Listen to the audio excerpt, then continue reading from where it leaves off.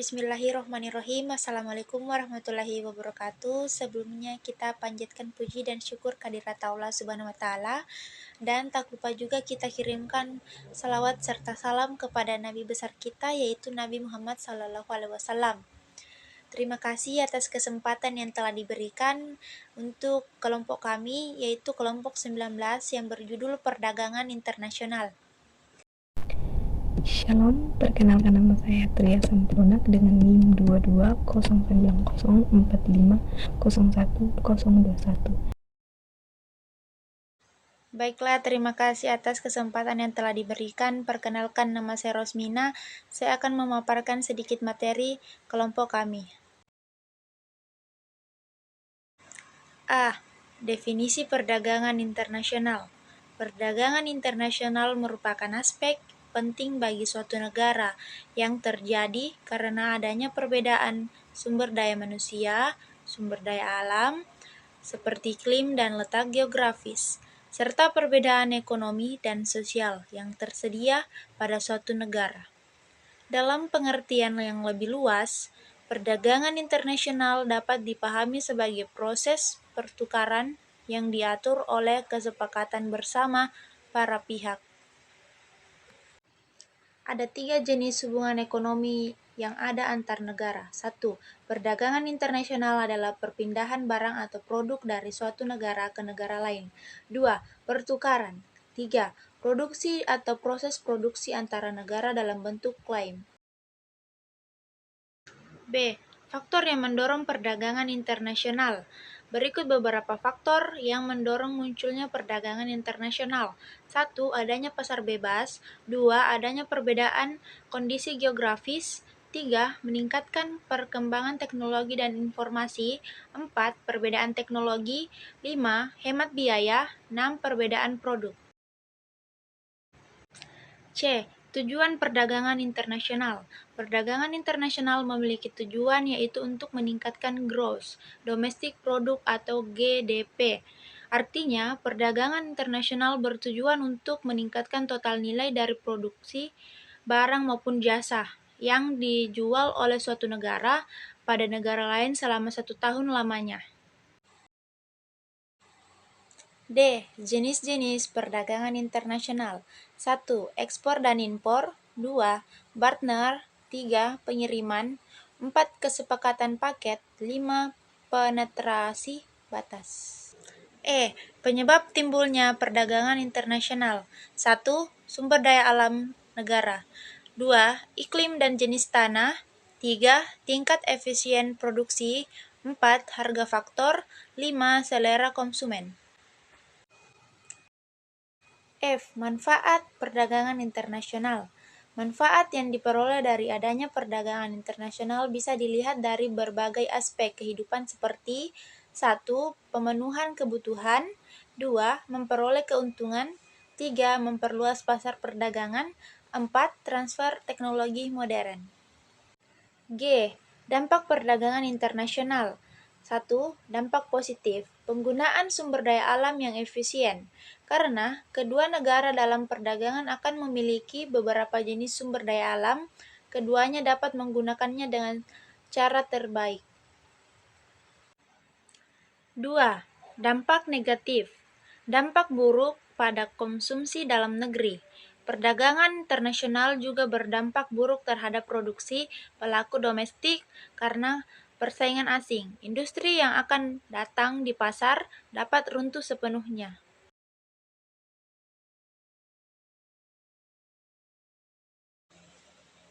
Itulah yang dapat saya sampaikan. Saya serahkan kepada teman kelompok saya untuk menjelaskan lebih lanjut. Di sini saya akan menjelaskan mengenai teori-teori perdagangan internasional. Teori yang pertama yaitu teori merkantilisme.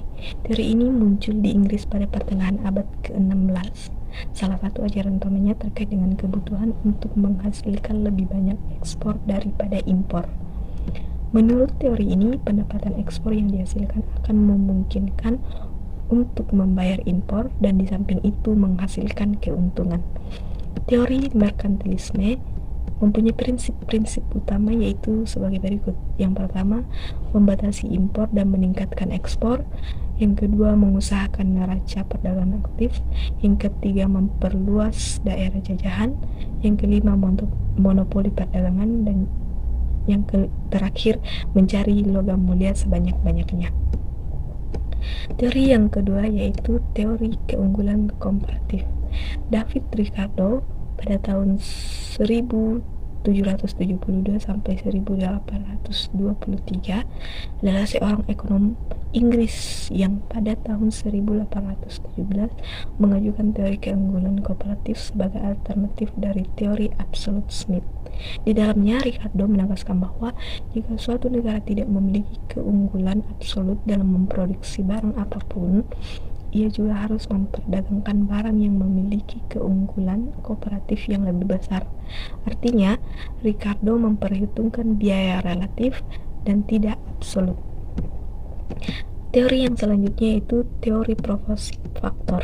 Premis utama teori ini yang diusulkan pada awal 1900-an oleh ekonom Swedia Eli Heckscher dan Bertil Ohlin berkaitan dengan gagasan bahwa setiap negara akan lebih efisien dalam produksi produk yang memiliki bahan baku melimpah di wilayah tersebut.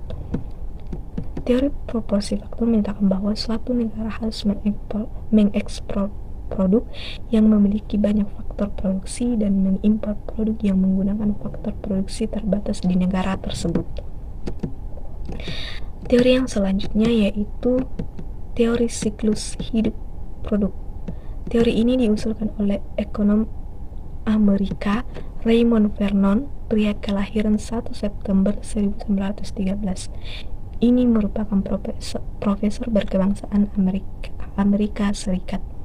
Pada tahun 1966, Vernon menerapkan bahwa karakteristik ekspor dan impor suatu produk dapat bervariasi selama proses komersialisasi. Menurut Raymond, setiap produk memiliki siklus hidup tertentu yang dimulai dengan perkembangannya dan berakhir dengan penurunannya. Ada 4 tahapan dalam siklus hidup produk yang harus diketahui, yaitu tahap perkenalan, yang memiliki ciri-ciri sebagai berikut: laba penjualan masih rendah, harga produk tinggi, promosi yang dilakukan besar-besaran, produk yang dipasarkan benar-benar baru, dan yang terakhir cash flow negatif.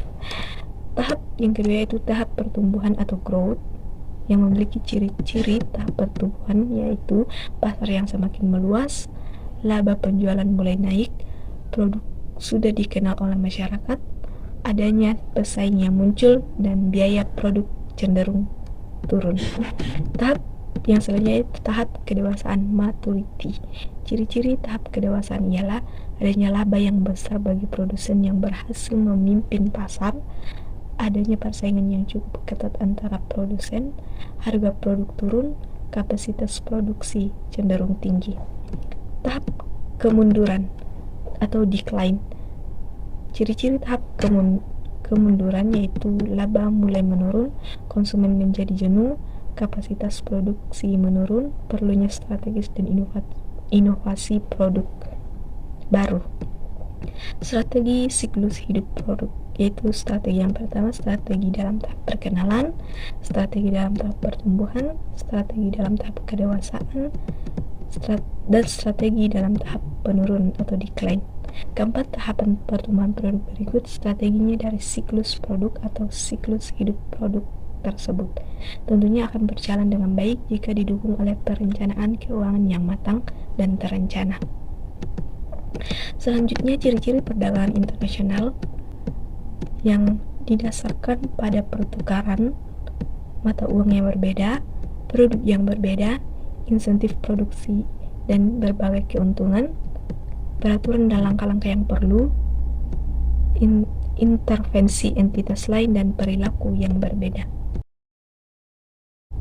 Selanjutnya, contoh perdagangan internasional. Berikut adalah contoh perdagangan internasional yaitu ekspor, impor, barter, konsinyasi, back deal, dan border crossing.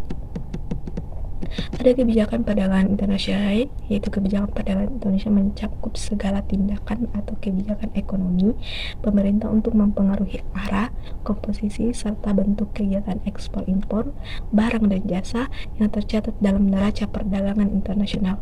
Beberapa tujuan kebijakan ekonomi internasional antara lain untuk menghindarkan dari pengaruh-pengaruh negara lain, terutama pengaruh ekonomi, untuk meningkatkan kesejahteraan masyarakat, untuk melindungi industri dalam negeri, untuk mencapai keseimbangan neraca pembayaran, serta untuk mendukung pembangunan ekonomi suatu negara. Di bawah ini akan diuraikan berbagai kebijakan perdagangan internasional. Beberapa di antaranya sudah tidak diperkenankan lagi karena melanggar prinsip perdagangan dunia bebas. Yang pertama yaitu kebijakan tarif, kebijakan kuota, kebijakan perdagangan internasional. Ini merupakan pembatasan jumlah fisik terhadap barang yang masuk, kuota impor, dan barang yang keluar, yaitu kuota ekspor. Yang ketiga, larangan ekspor impor terhadap barang tertentu. Pemerintah dapat mengeluarkan kebijakan larangan ekspor atau impor. Kebijakan larangan impor umumnya bertujuan untuk melindungi produsen di dalam negeri. Larangan impor juga diberlakukan untuk barang-barang yang dapat merugikan masyarakat. Misalnya minuman beralkohol dan limbah berbahaya. Sedangkan larangan ekspor ditujukan untuk melindungi konsumen di dalam negeri, terutama jika kebutuhan barang di dalam negeri belum terpenuhi. Subsidi dan premi ekspor untuk menekan harga jual barang ekspor. Pemerintah dapat memberikan subsidi untuk keperluan ekspor, baik secara terang-terangan maupun secara terselubung. Yang kelima, devaluasi. Devaluasi terjadi jika nilai tukar atau kurs mata uang nasional secara resmi diturunkan terhadap valuta lain, harga valuta asing dinaikkan. Yang terakhir, diskriminasi harga kebijakan. Diskriminasi harga adalah penetapan harga yang berbeda antara suatu negara dengan negara lain dan perdagangan internasional. Hal ini dilakukan melalui pengenaan bea masuk, impor, duties yang berbeda. Sebagai contoh, sesama negara ASEAN mengenakan bea masuk yang lebih rendah untuk berbagai komoditas dibandingkan komoditas yang sama dari negara lain di luar ASEAN.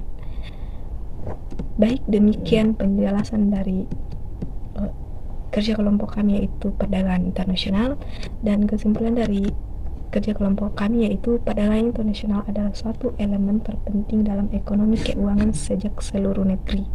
Pertumbuhan tergantung pada angka ekspor impor yang merupakan salah satu kontributor utama produk domestik bruto negara.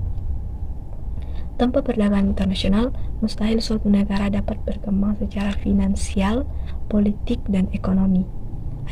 Ada kepentingan negara untuk membuat perdagangan internasional dan hubungannya dengan para pemimpin dunia begitu kuat, sehingga akan sangat mudah untuk mengatasi semua hambatan ekonomi global mempengaruhi kehidupan sehari-hari kita secara fundamental, seperti produk yang kita beli dengan harga yang dibayarkan, sampai pekerjaan sehari-hari dapat terpenuhi oleh adanya perdagangan internasional.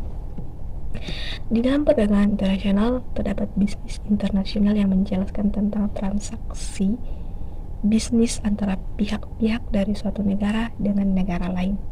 Contoh lainnya yaitu transaksi pembelian material di suatu negara yang pengiriman ke negara lain untuk dirakit.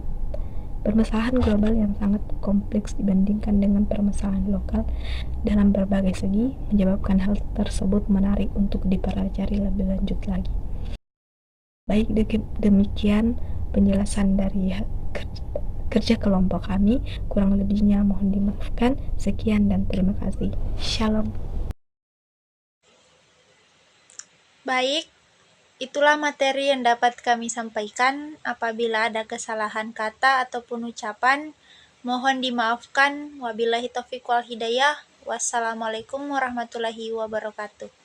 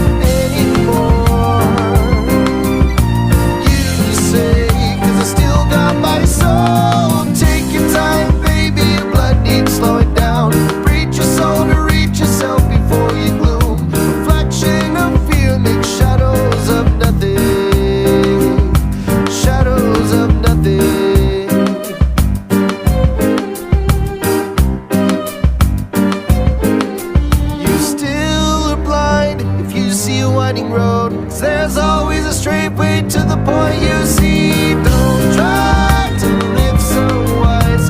Don't cry, 'cause you're so right. Don't try with fakes or fears, 'cause you will hate yourself in the end.